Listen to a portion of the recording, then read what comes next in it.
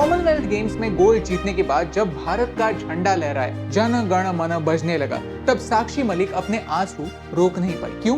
आखिर ये एक मेडल ही तो है। भारत ने इन टोटल 61 मेडल्स जीते और 22 बार हमारा नेशनल एंथम बजा, यानी 22 गोल्ड मेडल्स भी जीते। आज हम 10 ऐसे गोल्डन मोमेंट्स आपके साथ शेयर करने वाले हैं जो इस बात का प्रूफ है कि भारत में स्पोर्ट्स का गोल्डन पीरियड शुरू होने वाला है। एक्चुअली शुरू हो गया है। आपका टाइम काफी वैल्यूएबल है, इसीलिए ये है सारे चैप्टर्स, बट वीडियो काफी इंटरेस्टिंग है, सो आई वुड हाईली रिकमेंड इस वीडियो को एंड तक देखिए और अपने दोस्तों के साथ शेयर जरूर कीजिए और हमें कमेंट्स में बताइए कि ऐसे कौन से मोमेंट्स हैं जो हमने मिस कर दिए। वेट, लेकिन हम सेलिब्रेट क्यों कर रहे हैं? भारत का कॉमनवेल्थ में बेस्ट परफॉर्मेंस 2010 में था, जब हमने 101 मेडल जीते और हम सेकंड पोजीशन पे आए। इस साल हमने सिर्फ 61 मेडल्स जीते हैं और हम फोर्थ पोजीशन पे आए हैं। इसमें प्राउड होने जैसा क्या ही है? वी हैव टू रिमेंबर कि भारत शूटिंग में सबसे स्ट्रॉन्ग है। कॉमनवेल्थ गेम्स की हिस्ट्री में भारत ने शूटिंग में सबसे ज्यादा मेडल्स जीते हैं और इस साल शूटिंग एज अ स्पोर्ट था ही नहीं, तो भारत को एक काफी बड़ा डिसएडवांटेज था। स्विमिंग ऑस्ट्रेलिया की स्ट्रेंथ है। सोचिए अगर स्विमिंग गेम ही ना हो तो ऑस्ट्रेलिया की भी ना जाने कितने मेडल्स कैंसिल हो जाते। भारत की सिचुएशन भी कुछ सिमिलर ही थी, लेकिन फिर भी इस बार अलग अलग स्पोर्ट्स में नए हीरोज हमारे सामने आए and that's something to be proud of. Number 9,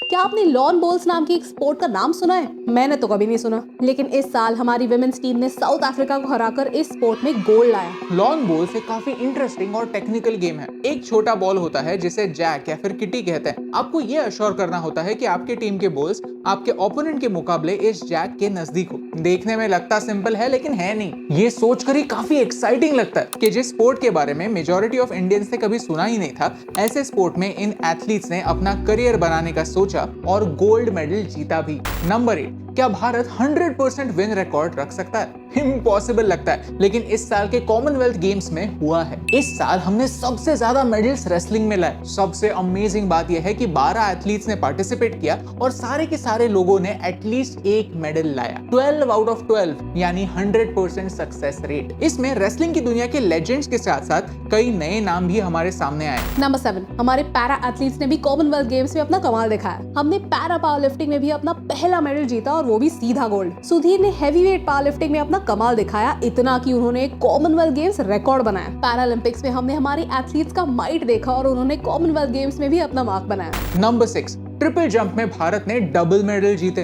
एक गोल्ड और एक सिल्वर। एडोस पॉल ने भारत के लिए गोल्ड जीतकर हिस्ट्री बनाई, वेराज अब्दुल्ला सिल्वर जीता। सिर्फ हमारे इंडियन जंपर्स ने ही 17 मीटर्स का मार्क क्रॉस किया। एथलेटिक्स का कोई भी इवेंट यूजुअली इंडियंस डोमिनेट नहीं करते, क्योंकि हमारे पास अफ्रीकन लोगों की तरह जेनेटिक एडवांटेज नहीं है और डेवलप देशों की तरह वर्ल्ड क्लास ट्रेनिंग फैसिलिटीज नहीं है। लेकिन इस एडवर्स सिचुएशन में भी जब हमारे एथलीट्स मेडल लाते हैं तो उनके लिए रिस्पेक्ट डबल हो जाता है। नंबर 5, क्या एक टेलर वेट लिफ्टिंग में मेडल ला सकता है? यह है कहानी अचिंता की, जो बंगाल के देउलपुर से आते हैं। उनका घर कुछ ऐसा दिखता है। उनके पिता वैन चलाते थे जो 2013 में ही गुजर गए। फिर उनकी माँ ने एम्ब्रॉयडरी करना स्टार्ट किया। पिता के अंतिम संस्कार के लिए भी उनके पास पैसे नहीं थे। अचिंता के बड़े भाई आलोक खुद वेट लिफ्टिंग करते थे, लेकिन घर की सिचुएशन देखकर वो समझ गए कि एक घर में दो एथलीट्स नहीं हो सकते, तो उन्होंने खुद की ड्रीम को पीछे छोड़ अपने छोटे भाई को कंटिन्यू करने के लिए कहा। हर दिन 12 घंटे वो तीनों एम्ब्रॉयडरी का काम करते और अगर हफ्ता अच्छा गुजरा तो उन्हें 1200 रुपए मिलते। लेकिन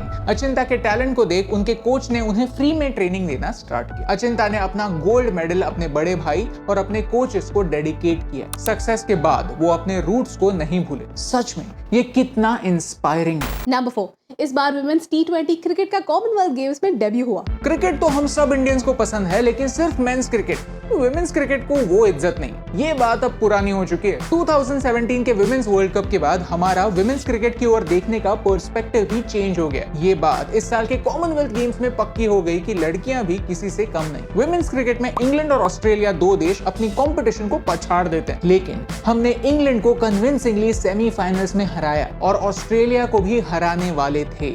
We came so close to gold. लेकिन इंटरेस्टिंग बात यह है कि सेम डे पर इंडियन मेंस क्रिकेट टीम का भी T20 चल रहा था और सेम टाइम पे चल रहा था, लेकिन फिर भी ट्विटर पर इंडिया वर्सेस ऑस्ट्रेलिया ट्रेंड हो रहा था। That's the encouragement our athletes need. Vinesh Phogat ने इस बार गोल्ड जीतकर कॉमनवेल्थ गोल्ड्स की हैट्रिक कंप्लीट की। She is the first Indian woman to win 3 consecutive golds at Commonwealth Games. और उनका ये अचीवमेंट काफी स्पेशल है क्योंकि कुछ ही समय पहले वो टोक्यो ओलंपिक्स के क्वार्टर फाइनल्स में हार गई थी और उन्होंने ये एडमिट किया कि she was in poor mental and physical health. In fact वो रेसलिंग क्विट करने वाली थी, लेकिन उन्होंने ऐसा नहीं किया। उस लो से कम बैक कर गोल्ड मेडल जीतना एक काफी बड़ा स्टैंप है that consistency is important. The second athlete that we have a lot to learn from is P V Sindhu. P V Sindhu के लेफ्ट एंकल पर इंजरी थी, फिर भी वो भारत के लिए गोल्ड लाई। नंबर 2, कुछ लोग एक मेडल से कई बड़े होते हैं। गोल्ड मेडल जीतने के बाद भी कहते हैं ये दिल मांगे मोर। इंडियन टेबल टेनिस स्टार शरद कमल उन्हीं में से एक हैं, जिन्होंने एक नहीं भारत के लिए 4 मेडल जीते। लेट मी टेल यू, शरद 40 साल के हैं और वो इससे पहले भी गोल्ड मेडल जीत चुके हैं। 2006 से लेकर आज तक उन्होंने हर कॉमनवेल्थ गेम्स में एटलीस्ट एक मेडल तो जीता ही है, लेकिन इस साल उनका परफॉर्मेंस आज तक का सबसे बेस्ट रहा है। इस साल उन्होंने 3 गोल्ड मेडल और 1 सिल्वर मेडल भी जीता। हम सोचते हैं कि एज के साथ एक एथलीट अपनी स्किल को खो देता है, रिएक्शन स्लो हो जाते हैं और यंग प्लेयर्स ओल्डर प्लेयर्स से ज्यादा मेडल्स ला सकते हैं, लेकिन शरद कमल ने हमें गलत प्रूव किया है। एंड नंबर 1, स्टीपल चेस एक ऐसा स्पोर्ट है जहां हर साल कीनिया जीतता है। 1998 से लेकर 2018 तक ब्रॉन्ज से लेकर गोल्ड तक सारे मेडल्स कीनिया ने ही जीते हैं। लेकिन इस साल एक मिरेकल हुआ। अविनाश साबळे ने स्टीपल चेस में सिल्वर मेडल जीता। उन्होंने एक नया नेशनल रिकॉर्ड बनाया। इस मेडल का इंपॉर्टेंस आप इस ट्वीट में देख सकते हैं। हर साल इस स्पोर्ट पर कीनिया अपना नाम लिखता है, लेकिन अब भारत ने भी एक सरप्राइज एंट्री मारी है और प्रूव कर दिया है दैट इंडिया हैज अराइव्ड। हम जिस स्पोर्ट में एक्सपर्ट है उस स्पोर्ट में जीतना तो आम बात, लेकिन जिस स्पोर्ट में हम कभी नहीं जीते उस स्पोर्ट में भी गोल्ड जीतने के इतने करीब आना एक मिरेकल। ये हुई उन एथलीट्स की बात जो जीते, लेकिन हमने कुछ मेडल्स कंट्रोवर्सीज की वजह से भी खोए। विमेंस हॉकी के सेमीफाइनल मैच में ऑस्ट्रेलिया ने पेनल्टी शॉट लिया जो हमारे गोलकीपर ने डिफेंड भी किया, लेकिन इस पेनल्टी के बाद पता चला कि टाइमर शुरू ही नहीं हुआ था। ये गलती किसकी? हमारे लड़कियों की तो नहीं। ऑस्ट्रेलिया को शॉट दोबारा लेना पड़ा and this time they made no mistake. जो गोलकीपर ने सेव किया था उस पेनल्टी को कैंसिल करना और फिर से शॉट लेना, ये हमारे प्लेयर्स के लिए काफी डिस्करेजिंग था। Australian cricketer Tahlia McGrath Covid positive थी, लेकिन फिर भी उसे मैच खेलने दिया। कैप्टन हरमनप्रीत ने कहा कि उसे इस बात के बारे में पता था, लेकिन डिसीजन लेना उसके हाथ में था ही नहीं। हमारे लॉन्ग जंपर श्रीशंकर का गोल्ड मिस हुआ क्योंकि उसका एक जंप फाउल माना गया। ये रूल्स हाल ही में चेंज हुए और कई लोग कहते हैं कि ये रूल्स प्रीवियसली वैलिड जंप्स को भी फाउल मानते हैं। स्पोर्ट्स के बड़े इवेंट में ये याद रखना जरूरी है कि जो पोडियम तक पहुंचते हैं और जो पोडियम बस कुछ ही दूरी से मिस कर जाते हैं, दोनों ही इंपॉर्टेंट है। हार जीत तो लगी रहती है, लेकिन हर एथलीट को हमारे एनकरेजमेंट की, हमारे सपोर्ट की जरूरत होती है और ये इंपॉर्टेंट है कि ये सपोर्ट सिर्फ कॉमनवेल्थ के 10 दिनों तक सीमित ना रहे। आई नो कि 99% लोग इस वीडियो को एंड तक नहीं देखेंगे, लेकिन हमने ये वीडियो उन 99% लोगों के लिए बनाया ही नहीं। हमने ये आपके जैसे 1% लोगों के लिए बनाया जो इंडियन स्पोर्ट्स को न्यू हाईज पर देखना चाहते हैं। अगर आपने इस वीडियो को एंड तक देखा है then I want to personally thank you, क्योंकि हमें पता है कि पॉजिटिव वीडियोस लोग देखना उतना पसंद नहीं करते, क्योंकि यहाँ कोई विलन नहीं होता, कोई कंट्रोवर्सीज नहीं होती, सिर्फ मोटिवेशनल स्टोरीज होती हैं। ऐसे एथलीट्स की स्टोरी जिनके लिए भारत को रिप्रेजेंट करना, भारत के लिए मेडल्स लाना एक नेशनल ड्यूटी है। जब हमारा झंडा सबसे ऊपर होता है तो वो इस बात का अश्योरेंस देता है कि इंडिया भी किसी ना किसी फील्ड में टॉप पर हो सकता है। ये सिर्फ उन एथलीट्स की नहीं, पूरे भारत की विक्ट्री है। ये कहानियां इंपॉर्टेंट है क्योंकि ये एथलीट्स इंपॉर्टेंट है